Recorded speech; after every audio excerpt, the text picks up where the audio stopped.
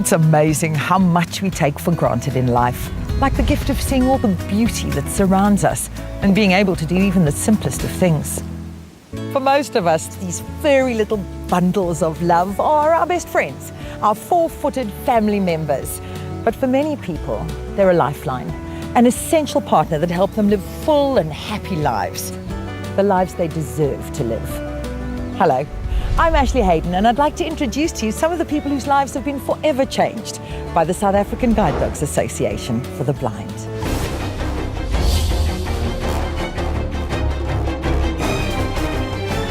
Say hello to O'Reilly, a male golden retriever. O'Reilly is in proud service to Peter, who is visually impaired. Peter, what was your life like before O'Reilly? If you don't have a dog with you, you battle to get around, you battle to get to shops. You don't have freedom, you don't have the will or the drive to go and do things as much as you're able to do with a dog. I think it must be one of the toughest things to lead the life that sighted people lead. And I think that having a dog helps you do that. What is shopping like, for example? Shopping can be a very difficult thing and very difficult to get to the shops, for instance. And O'Reilly is a wonderful companion there because he is excellent and brilliant at finding destinations, obviously with the right indication and prompts from my end. So, they say that if you want to pick up girls, all you have to do is go walking with a cute puppy. Did you find that to be the case with you? Definitely so, although I am happily married at this point in time. My very first guide dog that I had was very good at impressing the ladies and introducing me to pretty girls.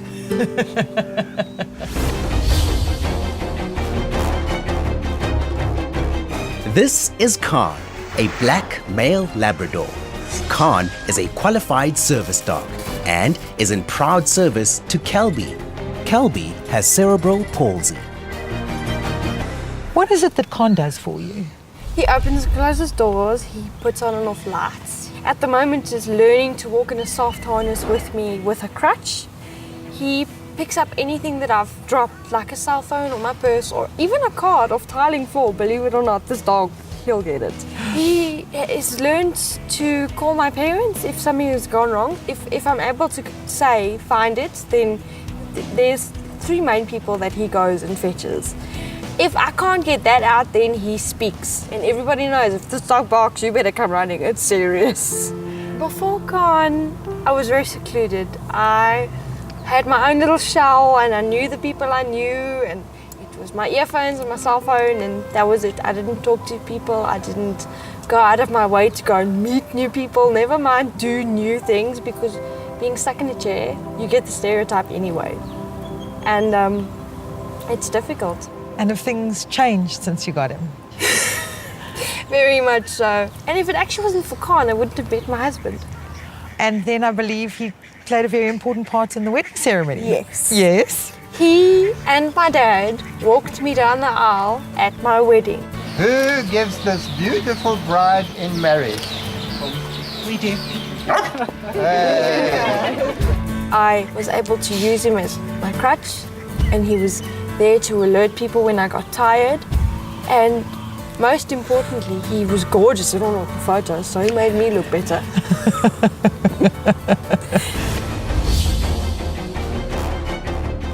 Meet Jola, a black female Labrador. Jola is a qualified autism support dog. Jola is proud to be in service to Bella and assists Bella to cope with autism spectrum disorder. Kathy, tell me a little bit about Bella's condition. She started having very bad seizures when she was about 8 weeks old as a little baby. She ended up with very delayed motor development, all sorts of global developmental delay, and with that came autism spectrum disorder. Generally, the main role of an autism support dog is that they wear a harness with a lead attached to it that the autistic children are happy to hold on to. When they're out at the shops, things like that, they don't often like to be restrained, like with having a parent hold their hand, but for some reason they are happy to hold on to the dog's lead. Do you think that you are now doing things that you might not have done before you got an autism support dog? I think so. In that Bella is calmer and Bella is more grounded, so we do a lot more out in public with her. She's walking now, which took a long time. It took 3 years just to get her to walk. She's still a little bit unbalanced, but it's improved a lot with Jola. I mean, the improvement with Jola on her walking has been huge. So it's given Bella confidence and reassurance, and that sort of has a ripple effect into everything we do. So it's definitely helped. There are various ways that the dog can assist the child to overcome social problems. You know, people get more involved because they want to say hello to the dog. Bella is very affectionate, friendly child, and she's always wanted to play with other children, but she just hasn't managed to close that gap. And having Jola, I found all the children come into her space, into her world now, and she gets very proud when anyone comes up and meets her dog, and it's very exciting for her. Do you think that the dogs help the children see and engage with a bigger world picture? I have seen cases where children have not spoken a single word and start to say words to the dog. And I think it helps that the dog is not putting any pressure on the kids. They're not expecting the child to make eye contact or to talk to them. They can spend time with a creature that is just giving them unconditional love with no demands. Jola has become a very motivating sort of factor for Bella, and she loves watching Jola sit or do a paw or bark. So we use it in speech therapy to motivate Bella, and we also use her for a lot of gross motor and fine motor skills, to brush Jola, to feed Jola, to take her jacket off. And every morning they go for a walk together, and it's really built up Bella's stamina now. She even jogs a bit with Jola along the road. I've had other siblings in the family say that their life is better because they have less tantrums, less screaming, and when a family is out with an autistic child because they look perfectly normal, quite often they're accused of having an undisciplined child, because if you have an autism support dog with you that is wearing a jacket, people tend to be a bit more understanding and less judging. Welcome to the Ken Lord College of Orientation and Mobility. The college was established in 1974. A qualified O&M practitioner can train 40 visually impaired people per year. The College of Orientation and Mobility is here to assist the Guide Dog Association for the Blind. We do not work with the dogs, we work with long cane training, and basically our practitioners go and work in the communities to assist people with a visual impairment to increase their independence and dignity and live lives as full as possible. And why is it important for us to have this place? There are not many guide dogs out there, and one guide dog can only work with one person for about 8-9 years, whereas we try and train as many practitioners as we can who then go and work with anyone who's visually impaired in their communities to learn daily living skills and long cane training.